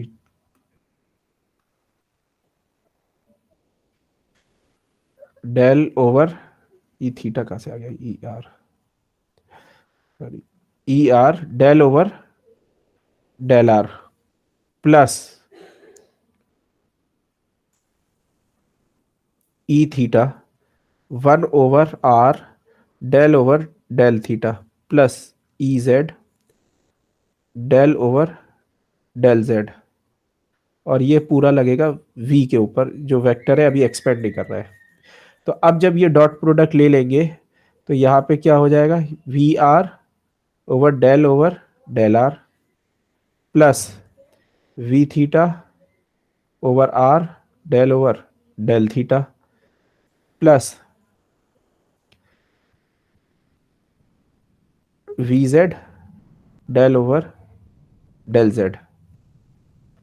और ये लगना है v पे। अब v को एक्सपेंड करके अगर लिखे तो वी आर, इस वाले v को अगर अब एक्सपेंड करें, वी आर थीटा बन जाता है बार बार हाथ से, E are plus we theta E theta plus we Z E Z. अब जब आप ये वाली टर्म इवेल्युएट करोगे तो इसमें बस एक ही बात का ध्यान रखना है, वो क्या, वो ये कि आपका ये E are over E R और ई थीटा का जो है वो थीटा के साथ में डेरिवेटिव आएगा। ये जब थीटा इसके ऊपर लगेगा, ई आर और ई थीटा के, तो उसको जीरो नहीं कर देंगे। जैसे कि आई जे के में होता है ना कि आई का डेरिवेटिव एक्स के साथ में जीरो है, जे का डेरिवेटिव वाई के, एक्स के, जेड के, सबके साथ में जीरो है, क्योंकि वहां पे डायरेक्शन फिक्स होते हैं। कार्टेशियन कोऑर्डिनेट में आई जे के जो है वो एक्स वाई और जेड के साथ चेंज नहीं हो रहे होते। लेकिन कार्टेशियन कोऑर्डिनेट, सिलेंड्रिकल कोऑर्डिनेट्स में आपका ई थीटा और ई आर का जो डायरेक्शन है वो रोटेट हो रहा होता है। जैसे जैसे थीटा चेंज होता है आपका कोऑर्डिनेट, ऐसे ऐसे उसका डायरेक्शन चेंज होता है, तो इसलिए उसका डेरिवेटिव होता है। तो फॉर एग्जाम्पल जब आप ये वाली टर्म इस पे लगाओगे तो ई R E theta E Z constant की तरह ट्रीट करोगे और यहाँ पे वी आर जो है वो लिख दोगे। लेकिन जब ये वाली टर्म यहाँ पे लगाओगे तो तब आपको जो है डेल थीटा, जब आपको ये वाली, जैसे मैं एक एग्जांपल दे रहा हूं कि V theta over R del over del theta, ये जब पहली वाली इस पे टर्म पे लगेगा, जब इसको आप ब्रैकेट खोलोगे मल्टीप्लाई करोगे तो वो वी आर ई आर होगा। अब ये वी आर ई आर में ई आर कॉन्स्टेंट नहीं है जिसको बाहर ले ले, जैसे अभी आई जे के को ले लिया था, बल्कि वी थीटा और वी आर, इसको जो है वो इसको प्रोडक्ट रूल यहां पे यूज करना पड़ेगा, यानी कि v are over del theta into e are plus we theta over r d v are over v r into del E R over del theta. और e are over del theta जो है वो e theta के बराबर है। तो v theta v r into e theta भी एक टर्म आएगी। इसी तरह से जब ये वाली टर्म इस वाली टर्म पे एक्ट करेगी तो एक एक्स्ट्रा ई आर की टर्म आएगी। तो वो दो एक्स्ट्रा टर्म के साथ में आप अगर इसको एक्सपेंड करके लिखोगे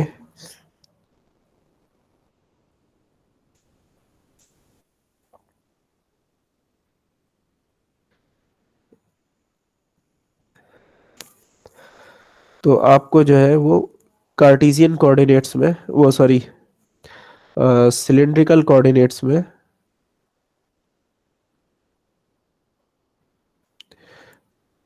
ये मिल जाएगा, डेरिवेटिव एक्सेलरेशन की वैल्यू मिल जाएगी।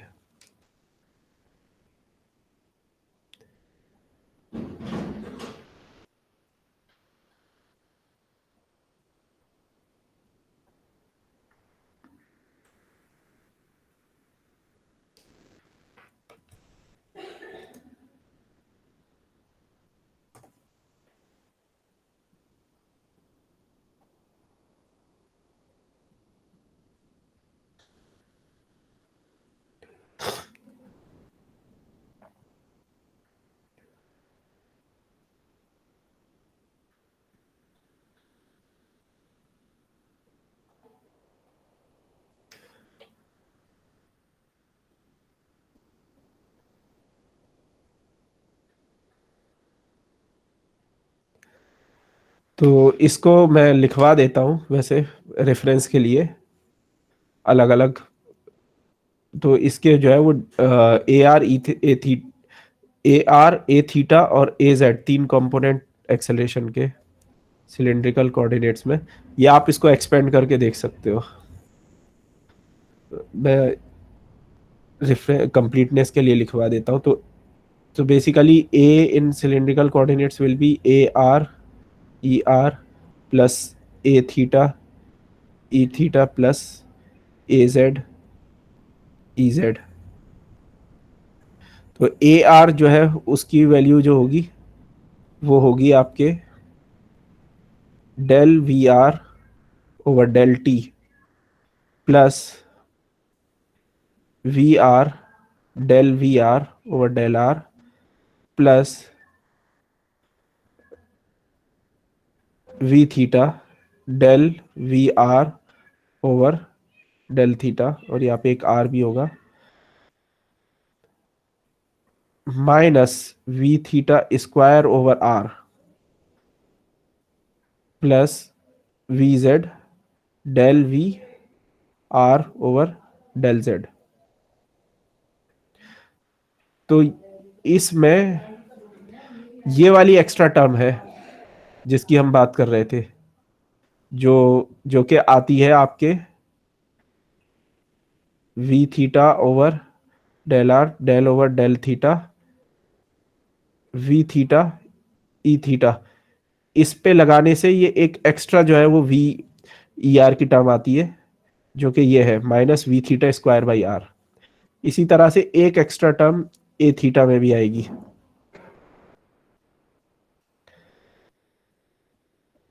तो ए थीटा होगा del V theta over del T plus V R del V theta over del R plus we theta over R del V theta over del theta plus V R V V theta over R.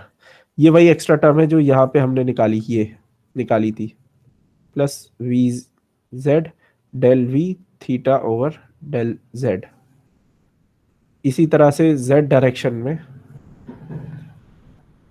Del V Z over del T plus V R del V Z over del R plus, और इसमें कोई extra term नहीं आएगी, V theta over R del V Z over del theta plus V Z del V Z over del Z. यहाँ पे इस तरह की कोई एक्स्ट्रा टर्म इसमें नहीं है क्योंकि जेड के साथ में डायरेक्शन नहीं चेंज होता है। जेड के डायरेक्ट साथ में आर थीटा जेड सब पैरेलली चेंज होते हैं। तो ये हो गया आपका एक्सेलरेशन का फॉर्मूला। और ये बहुत इंपॉर्टेंट है खास तौर से आपके अगले फ्लूइड मैकेनिक्स के कोर्स के लिए, क्योंकि वहां पे बात शुरू ही यहीं से होगी।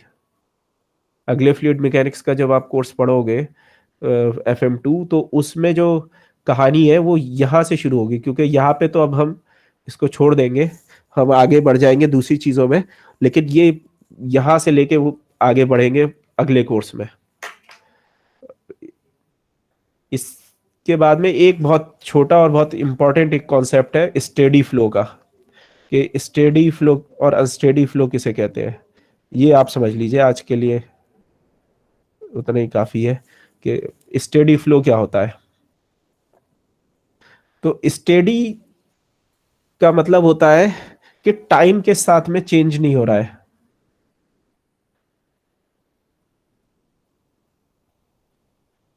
No change with time in local sense, यानी लोकल या ऑयलरियन सेंस,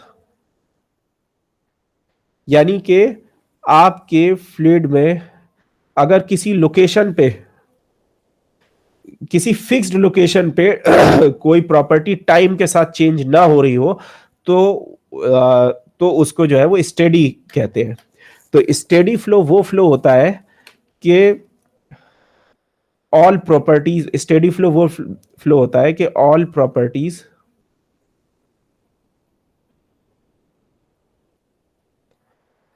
आर कांस्टेंट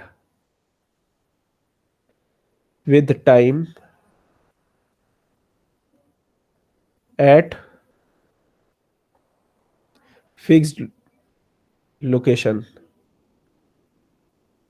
यानी हम पार्टिकल की प्रॉपर्टी की बात नहीं कर रहे हैं कि मतलब कि जैसे कि एक फ्लूइड का पार्टिकल यहां से आया, यहां आया, तो हो सकता है कि उसका उसकी वेलोसिटी यहां पे कुछ हो, यहां पे बढ़ गई हो, तो ये पॉसिबल है स्टेडी फ्लो में।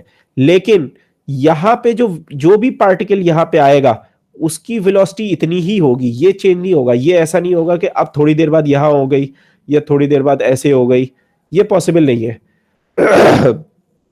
स्टेडी फ्लो का बस यही मतलब है कि लोकली जो है वो किसी फिक्स्ड पॉइंट पे अगर देखें, किसी भी फिक्स्ड पॉइंट पे, at any fixed point, at any, किसी भी फिक्स्ड पॉइंट पे अगर आप चेक करो तो टाइम के साथ में चेंज नहीं हो रहा होगा। अगर जो मैं एग्जांपल आपका दे रहा था सर्दी का, वो ऐसे समझ लीजिए कि आप अगर घर में अपने बंद हो, कहीं नहीं जा रहे हो, एक जगह बैठे हुए हो, लेकिन और उसके साथ में अगर आपका जो है वो टेम्परेचर अगर आपका चेंज नहीं हो रहा है, आपको सर्दी जैसी थी वैसी है, तो हम कहेंगे कि ये स्टेडी है, ये चेंज नहीं हो रहा।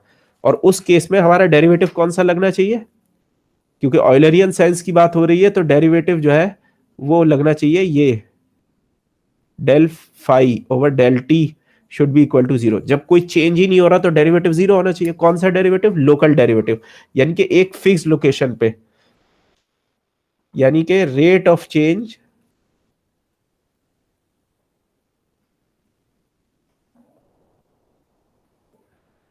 एट ए फिक्स्ड लोकेशन, जो है किसी भी प्रॉपर्टी का, any property, be it temperature, pressure, velocity, कुछ भी प्रॉपर्टी हो, उसका अगर ये वाला डेरिवेटिव अगर जीरो है, पार्शियल डेरिवेटिव टाइम के साथ में, तो उस को जो है हम उस प्रॉपर्टी को कहेंगे कि वो स्टेडी है। और हम अगर सारी प्रॉपर्टी सारे स्पेस के लोकेशन पे जो है वो कांस्टेंट है टाइम के साथ में, तो हम उसको कहते हैं स्टेडी फ्लो। तो स्टेडी फ्लो का हरगिज ये मतलब नहीं है कि फ्लूइड का जो पार्टिकल आ रहा है उसकी वेलोसिटी या उसका प्रेशर या टेम्परेचर चेंज नहीं हो सकता। बिल्कुल चेंज हो सकता है, क्योंकि पार्टिकल तो मूव कर रहा है। वो यहां था, यहां से पहले यहां था वन पे, वन से टू पे चला गया, तो वन से टू पे कन्वेक्टिव चेंज पॉसिबल है। यानी कि जो है वो मान लीजिए कि स्टेडी फ्लो ऐसे है कि जैसे कि टाइम थम जाए, या मतलब जैसे कि सर्दी मौसम का चेंज होना बंद हो जाए। मान लीजिए कि आप ऐसी जगह पे जहां पे मतलब कि मौसम का चेंज ही नहीं होता, तो ये इस तरह से तो चेंज हो सकता है कि जैसे कि टेम्परेचर चेंज नहीं हो रहा, लेकिन आप कहीं और चले जाओ उठ के, वहां पे कुछ और टेम्परेचर है, तो इस तरह से तो आप अपना टेम्परेचर चेंज कर सकते हो। लेकिन उसी लोकेशन पे आप दूसरे लोकेशन पे गए, अब वहां भी चेंज नहीं हो रहा, वहां भी वही टेम्परेचर जितना था वही टाइम के साथ चेंज नहीं हो रहा। तो ऐसे सिचुएशन को हम स्टेडी फ्लो कहते हैं, कि जिसमें आपका जो प्रॉपर्टी है वो प्रॉपर्टी आप अगर एक फिक्स लोकेशन पे नोटिस करो तो वो टाइम के साथ में चेंज नहीं हो रही होगी। लेकिन अगर आप एक पार्टिकल को ट्रैक करो तो वो, क्योंकि पार्टिकल एक लोकेशन से दूसरे लोकेशन जा रहा है और एक लोकेशन से दूसरे लोकेशन में प्रॉपर्टी अलग अलग होती है, तो पार्टिकल की चेंज हो सकती है। बल्कि तो ये है बात स्टेडी फ्लो की, बस इसमें इतना ही है। लेकिन ये बहुत इंपॉर्टेंट है कॉन्सेप्ट स्टेडी फ्लो का, इसमें कंफ्यूजन नहीं होना चाहिए। कल हम जो है वो stream line, path line, time line, streak line कैसे बनाते हैं उनकी बात करेंगे। स्ट्रीम लाइन तो आप लोग जानते ही हो सकता है और भी लाइंस के बारे में जानते हो। बेसिकली फ्लो को कैसे विजुलाइज करेंगे है, और फिर हम देखेंगे rotation, stretching, volume change, continuity equation वगैरह, ये सब चीज़ें। ठीक है भाई, आई थिंक आज के लिए तो इतना ही सर काफी मैं है। ये पूछ रहा था, जी जो डेरिवेशन निकाले एक्सेलरेशन के लिए, वो लेमिनर और टर्बुलेंस फ्लो दोनों कंडीशन में वैलिड होंगे? जी, ये लेमिनार, टर्बुलेंट, ये सब के लिए वैलिड है। अभी तक जो बात चल रही है वो सारे फ्लो के लिए वैलिड है। सर तो उसमें तो जैसे बबल्स वगैरह भी बनते हैं, एडीज वगैरह बनते हैं टर्बुलेंस फ्लो नहीं, में, तो वो एडीज सब बनते हैं तो बनने दीजिए, उससे हमने अभी तक कोई अजम्पशन लिया? हम तो ये कह रहे हैं कि वो चेंज हो रहा है तो उसका एक्सेलरेशन कैसे होगा। तो इसमें लेमिनार और टर्बुलेंस से कोई लेना देना ही नहीं है। लेमिनार और टर्बुलेंस तो बहुत आगे की चीज है। लेकिन यह है कि ये हर फ्लो के लिए वैलिड है। ये एडीज बनने दीजिए। देखिए बबल अलग चीज है, बबल तो मल्टीफेज फ्लो हो जाएगा, लेकिन वो भी ठीक है, नेवियर स्टोक्स से ही गवर्न होता है। तो वो एडीज या जो भी बन रहा है वो अपनी जगह बनते रहे, ये सबके लिए। ये उसका एक्सेलरेशन, ये तो ऐसे है ना कि मतलब ये तो बेसिक एक्सेलरेशन का फॉर्मूला है। बेसिक एक्सेलरेशन का फॉर्मूला तो चाहे टर्बुलेंट हो, चाहे लेमिनार हो, चाहे कुछ भी हो, फ्लो के लिए एक्सेलरेशन का फॉर्मूला है। इनफैक्ट ये फॉर्मूला तो अगर आप ऑयलरियन अप्रोच यूज करो, जैसे कि आप क्या बोलते हैं उसे, प्लास्टिसिटी स्टडी करो, जिसमें जो है वो आपका सॉलिड भी फ्लो कर रहा होता है बेसिकली, तो वहां पे भी ये एक्सेलरेशन का काम करेगा। ये तो एक बेसिक एक्सेलरेशन का फॉर्मूला है। तो ये तो वैसे ही है जैसे कि न्यूटन्स लॉ में आपको एक्सेलरेशन की जरूरत पड़ती है, तो हमने वो एक्सेलरेशन बता दिया आपको। अब वो कितना कॉम्प्लिकेटेड होगा उसका फंक्शन, लेमिनार और टर्बुलेंट में बस ये हो जाएगा कि जो आपका फंक्शन जो निकल के आ रहा है, वी टी ए टी, वो बहुत कॉम्प्लिकेटेड फंक्शन हो जाएंगे टर्बुलेंट फ्लो में, इतने कॉम्प्लिकेटेड कि उनको लिख नहीं सकते। इवन लेमिनार में भी बहुत से फ्लोज में नहीं लिख सकते, लेकिन कुछ फ्लोज में लिख सकते हैं। टर्बुलेंट में हम उनको लिख ही नहीं सकते फंक्शंस को, सिर्फ प्लॉट कर सकते हैं। तो वो ये सबके लिए वैलिड है, इसका कोई लेना देना नहीं। लेमिनार और टर्बुलेंट ये जनरल चीज है एकदम। फंक्शन बनाते कैसे सर है जब वो जैसे। हाँ, तो फंक्शन ऐसे बनाते हैं कि देखिए हम धीरे धीरे उस तरफ बढ़ रहे हैं। आप इसको बिल्कुल अपने मैकेनिक्स के कोर्स के पैरेलल समझिए कि मैकेनिक्स के कोर्स में कैसे चलते थे। सबसे पहले आपने स्टैटिक्स स्टडी करी, उसमें आपने फोर्स और मास बैलेंस स्टडी किया, हमने वो स्टडी कर लिया इसमें। इसके बाद में आपने मैकेनिक्स के कोर्स में अगली चीज क्या पढ़ी थी, किनेमेटिक्स, है ना। आपने काइनेमेटिक्स पढ़ी थी। काइनेमेटिक्स में क्या था, आपने वेलोसिटी एक्सेलरेशन निकालना सीखा था, ठीक है। यस निकालना सर। सीख मतलब वेलोसिटी से एक्सेलरेशन निकालना सीखा था आपने, डिस्प्लेसमेंट से वेलोसिटी निकालना सीखी थी। लेकिन ये नहीं था कि वो एक्सेलरेशन आपको सॉल्व कैसे करोगे, मतलब वो फंक्शन कैसे मिलेगा एक्सेलरेशन का। और अगर एक्सेलरेशन दिया हो तो वेलोसिटी आप निकाल सकते हो, ये वेलोसिटी दी हो तो एक्सेलरेशन निकाल सकते हो। लेकिन एक्चुअली में एक्सेलरेशन आता कहां से था, एक्सेलरेशन आता था जब आपने डायनामिक्स में क्या पढ़ा, न्यूटन सेकंड लॉ, ठीक है। F equal to M A जो करते थे, वहां से ए मिलता था। फोर्स आपको बता दी गई कि ये फोर्स लगी है, तो फोर्स से मिल F equal to M a लगा के आपको एक्सेलरेशन मिल गया। अब एक्सेलरेशन मिल गया तो आप वेलोसिटी भी इंटीग्रेट करके निकाल लेते थे। यहाँ पे भी यही कहानी चल रही है। यहाँ पे क्या कर रहे हैं हम लोग, हमने जो है वो अभी आपको सिर्फ वेलोसिटी और एक्सेलरेशन के बीच का रिलेशन बताया है, यही तो बताया है आज। आज जितना भी रिलेशन है ये सब वेलोसिटी और एक्सेलरेशन के बीच का ही तो रिलेशन है। ये क्या है, एक्सेलरेशन और वेलोसिटी के बीच का रिलेशन है। तो अभी हमने सिर्फ वेलोसिटी और एक्सेलरेशन के बीच के रिलेशन बताए कॉम्प्लिकेटेड सिचुएशन में फ्लूइड की। लेकिन आगे आप क्या करोगे, जब आप डायनेमिक्स पढ़ोगे, स्पेशली सेकंड कोर्स में जो डायनेमिक्स पढ़ोगे आप फ्लूइड मैकेनिक्स के, तो उसमें आप न्यूटन का सेकंड लॉ लगाओगे, यही एक्सेलरेशन का फॉर्मूला। इसीलिए मैंने कहा कि ये मैं जहां पे छोड़ूंगा वहां पे वो सेकंड कोर्स में स्टार्ट होगा। वहां पे क्या होगा, जो एक्सेलरेशन का फॉर्मूला मैंने अभी डिराइव किया है, F equal to M A में यही फॉर्मूला लगाना है। F equal to M A को ही लिखना है फिर से, लेकिन एक्सेलरेशन का ये फॉर्मूला जो अभी दिया है ये लगा रहा है। और फोर्सेस में आप वहां पे बताएंगे कि वो फोर्सेस कैसे निकालते हैं फ्लूइड में, तो वो फोर्सेस लेके और आप एक्सेलरेशन निकालोगे, तो अब आपको F equal to M a मिल गया। उसी F equal to M A को फ्लूइड में जो है वो नेवियर स्टोक्स इक्वेशन कहते हैं। यानी कि नेवियर स्टोक्स कुछ नहीं है, F equal to M A है ये फॉर्मूलों के साथ में जो हम फ्लूइड के लिए बना रहे हैं एक्सेलरेशन के, और वहां पे फोर्सेस के भी कुछ होंगे। तो वही एक बार जब आपको F equal to M A आपने लिख दिया, तो फिर आपको फोर्स पता चलते ही आप एक्सेलरेशन निकाल लोगे। एक्सेलरेशन निकाल लोगे तो वही आपका फंक्शन हो गया, उसी को इंटीग्रेट करके वेलोसिटी भी निकाल सकते हो। तो आपका जो सवाल है ना कि ये फंक्शन मिलता कैसे है, ये मिलता है नेवियर स्टोक्स इक्वेशन को सॉल्व करके। और नेवियर स्टोक्स इक्वेशन बेसिकली है न्यूटन का सेकंड लॉ ही। तो बेसिकली ये न्यूटन के सेकंड लॉ से मिलता है एक्सेलरेशन, जैसे मैकेनिक्स में मिलता था, फोर्स बताई तो एक्सेलरेशन मिल गया। या भी यही होगा, फोर्स बताएंगे तो एक्सेलरेशन मिल जाएगा F equal to M a से। नेवियर स्टोक इक्वेशन का तो सॉल्यूशन करना मतलब वो है ना हाँ, सर। वो बात आपकी बिल्कुल ठीक है कि नेवियर स्टोक्स इक्वेशन का सॉल्यूशन करना बहुत मुश्किल है। तो वहां पे ये होगा, थर्ड ईयर के कोर्स में आपको कुछ स्पेशल केसेस में सॉल्यूशन करके दिखाया जाएगा। कुछ स्पेशल केस में सॉल्यूशन करना पॉसिबल है, वो आपको 5-6 सॉल्यूशन नेवियर स्टोक्स के पढ़ाए जाएंगे। और उसके अलावा फिर आगे अगर आपको सॉल्व करना है नेवियर स्टोक्स, तो उसके लिए सीएफडी है। सीएफडी का नाम सुने? यस सर, कंप्यूटेशनल हाँ, fluid dynamics. Computational fluid dynamics. तो कंप्यूटेशनल फ्लूइड डायनेमिक्स ये है कि आप थर्ड ईयर में न्यूमेरिकल मेथड्स भी पढ़ोगे मैथ के कोर्स में, तो न्यूमेरिकल मेथड को लगा के आप नेवियर स्टोक्स को अप्रोक्सीमेटली सॉल्व कर सकते हो। वहां पे आपको अप्रोक्सीमेटली सॉल्व करने के कुछ मेथड फ्लूइड मैकेनिक्स में भी बताएंगे, बाउंड्री लेयर थ्योरी में अप्रोक्सीमेटली जो है वो सॉल्व करने के नेवियर स्टोक्स को। तो आप जो कह रहे हो ना कि नेवियर स्टोक्स को सॉल्व करना मुश्किल है, बिल्कुल सही बात है, लेकिन अप्रोक्सीमेटली सॉल्व करना पॉसिबल है। वो भी आसान नहीं है, मुश्किल तो है, लेकिन पॉसिबल है। वैसे सॉल्व करना तो पॉसिबल ही नहीं है, लेकिन उसको अप्रोक्सीमेटली सॉल्व करना, इतना अप्रोक्सीमेट कि हमारा इंजीनियरिंग का काम चल जाए, वो पॉसिबल है सीएफडी से या बाउंड्री लेयर थ्योरी से। बाउंड्री लेयर थ्योरी एक थोड़ी अलग चीज है, और सीएफडी तो मतलब पूरी नेवियर स्टोक्स को सॉल्व करते हैं। तो हम लोग यही कर रहे होते हैं कंप्यूटर पे बैठ के, जो आपका एनसिस वगैरह ये जो भी सॉफ्टवेयर है, सब नेवियर स्टोक्स को अप्रोक्सीमेटली सॉल्व कर रहे होते हैं।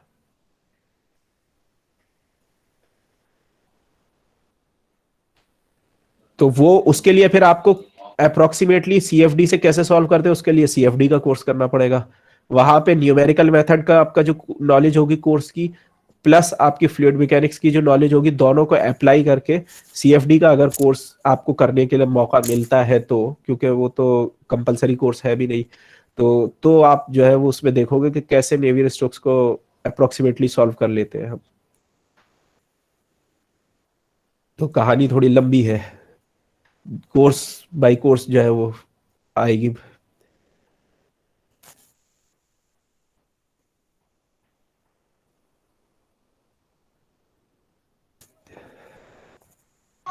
एक चीज और ये था सर कि जैसे लैग्रेंजियन और यूलरियन अप्रोच में, तो यूलरियन अप्रोच में तो पॉइंट फिक्स कर दिए, तो सिर्फ टाइम के साथ ही चेंज आएगा ना उसमें। हाँ, पॉइंट तो फिक्स फिर कर दिया, लेकिन पॉइंट तो बताना पड़ेगा ना कि कौन सा पॉइंट है। पॉइंट वो फिक्स है, पॉइंट, तो फिर उसमें वो स्पेस कोऑर्डिनेट क्यों ले रहे हैं? हाँ, स्पेस वही क्वाड स्पेस, वही बता रहा हूँ, स्पेस कोऑर्डिनेट इसलिए। पॉइंट फिक्स का मतलब ये है कि प्रॉपर्टी मेजर करते टाइम जो है वो चेंज नहीं करेंगे आर को, लेकिन आर अब आपका इंडिपेंडेंट वेरिएबल हो गया। ऑयलरियन और लग्रांजियन अप्रोच में फर्क यह है कि ऑयलरियन अप्रोच में आर और टी दोनों इंडिपेंडेंट वेरिएबल है, क्योंकि आर जो है आप अपनी मर्जी से फिक्स कर रहे हो ना, आप चाहे जो फिक्स कर दो। और जैसे ही आप आर फिक्स करोगे, आर का फंक्शन इसलिए है क्योंकि आर चेंज करने से तो वेलोसिटी चेंज होगी, या प्रॉपर डेंसिटी या जो भी है आप मेजर कर रहे हो। आर चेंज, आप लोकेशन चेंज करने से उसकी वैल्यू चेंज होगी या नहीं होगी? होगी चेंज, तो इसलिए वो आर का फंक्शन है। लेकिन आप जब मेजर कर रहे हो तो आर को मेजर करते टाइम चेंज नहीं कर सकते। मतलब चेंज क्या नहीं कर सकते, बेसिकली आप आर अपनी मर्जी से चूज कर लिया, कहा कि आर की ये वैल्यू है, अब इस वैल्यू पे बताइए क्या चेंज हो रहा है। और ऑयलरी लैग्रांजियन में क्या है कि आर तो पार्टिकल बता रहा है आपको कि भाई पार्टिकल की जहां मर्जी होगी वहां जाएगा, तो वो इंडिपेंडेंट वेरिएबल नहीं है। आपके इंडिपेंडेंट वेरिएबल क्या होते हैं? जो आपके हाथ में हो, आप जो मर्जी आए फंक्शन में पुट कर दो। आर जो है वो लैग्रांजियन में अब इंडिपेंडेंट वेरिएबल नहीं रहा, इसीलिए उसको वेरिएबल से हटा देते हैं, खाली टी लिख देते हैं। वैसे तो जब मैंने ये फॉर्मूला बताया था, आपने पहले सवाल पूछा था, तो ये कहाँ गया वो फॉर्मूला? हाँ, ये वाला जो फॉर्मूला था, तो इसमें आप देखो लग्रांजियन में भी मैंने आर ब्रैकेट में function of T comma T लिखा है लग्रांजियन के लिए। तो वो इसलिए क्योंकि आर जो है अब वो फंक्शन नहीं रहा, मतलब आर सॉरी इंडिपेंडेंट वेरिएबल नहीं रहा, वो डिपेंडेंट हो गया टाइम का। तो इसलिए वो बेसिकली अब वो टाइम का ही फंक्शन रह गया खाली पूरा, क्योंकि आर खुद भी टाइम का फंक्शन हो गया, क्योंकि आर अब आपके हाथ में नहीं है, अब तो वो पार्टिकल डिक्टेट करेगा कि वो जहां जाएगा वो आर होगा। लेकिन ऑयलरियन में आर आपके हाथ में है। आप डिसाइड कर रहे हो आर, इसलिए आर जो है वो इंडिपेंडेंट फंक्शन है। फंक्शन है आर, मतलब आर का फंक्शन है। आर का फंक्शन इसलिए क्योंकि आपके हाथ में है आर, आप अपनी मर्जी से आर चूज कर सकते हो।